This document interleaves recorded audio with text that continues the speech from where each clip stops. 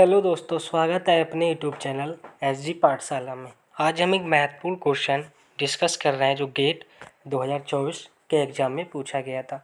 और ये जो क्वेश्चन है लिखा गया है, let A be 2x2 matrix non diagonalizable real matrix with real eigen values lambda and B be an eigen vector of A corresponding to lambda, which of the following is a general solution of the system Y dash equal to A Y first order linear differential equation.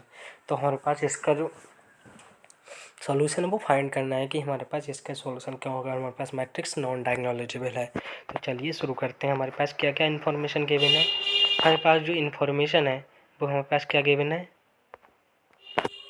ए हमारे पास 2x2 की matrix है और वो non diagonalizable matrix given है। और हमारे पास lambda eigen value इसके करस्पॉन्डिंग टू बी है, वो आइगन वेक्टर है।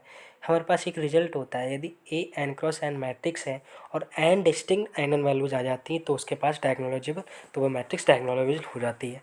और हमारे पास यदि 2x2 की मैट्रिक्स है और लैम्डा हमारे पास अगर डिस्टिंक्ट आ जाता है तो वह डायगोनलाइजेबल मैट्रिक्स होगी।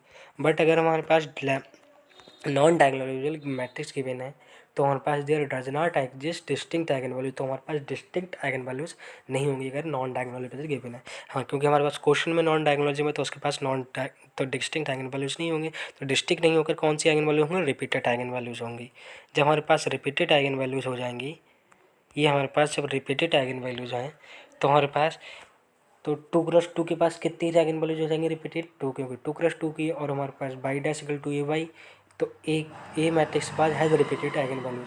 तो हमारे पास इसका सॉल्यूशन क्या होता है सिस्टम ऑफ इक्वेशन में, y t equal to c one B e की power lambda t plus c two e की power lambda t t B plus u. U हमारे पास दूसरा वेक्टर है, बी हमारे पास लैम्डा, एक लैम्डा है, लैम्डा के सापेक्ष वेक्टर है। तो हमारे पास जो बी गिवन है वो बी वेक्टर से, वो कैसे फाइंड करते हैं, A minus lambda I B equal to 0।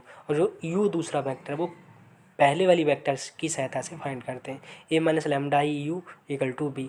तो हमारे पास देखते हैं ऑप्शन में, इस ऑप्शन में ये जो ऑप्शन है मेन खाता है कि नहीं खाता है, क्या क्या कंडीशन गिवन है ऑप्शन में देखते हैं। जब हम ऑप्शन में देखेंगे तो हमारे पास ऑप्शन में C1 ई की power lambda B plus C2 t e की पावर लैम्डा टी बी, हमारे पास ऑप्शन वन तो रॉन्ग हो जाएगा क्योंकि जो सेकंड वाली कंडीशन वो तो कैंसिल ही है। इसी प्रकार इसमें भी ये भी कैंसिल हो जाएगा क्योंकि सेकंड वाली जो प्रॉपर्टी है वो वाली बी टी प्लस यू वाली वहाँ पर मेल नहीं खा रही है।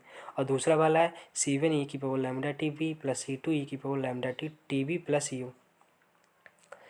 तब हमारे पास, क्योंकि जो हमारे पास जो कंडीशन है t B plus u where C1 C2 belongs to R, u is an 2x1 real common vector, तो A minus lambda I t u equal to B. तो हमारे पास ऑप्शन सी है, ए वाला ऑप्शन हमारे पास मेल खा रहा है तो ऑप्शन सी हमारे पास ट्रू हो जाएगा। और जो सेकंड वाला है, क्योंकि टी खाली बी के साथ मल्टीप्लाई होना चाहिए था डी वाले में, बट यू के साथ मल्टीप्लाई नहीं था, इस प्रकार हमारे पास ऑप्शन डी रॉन्ग हो गया। ए और बी और डी रॉन्ग हो गए और सी ऑप्शन हमारे पास ट्रू हो गया। Thank you. सी ऑप्शन हमारे पास ट्रू हो गया।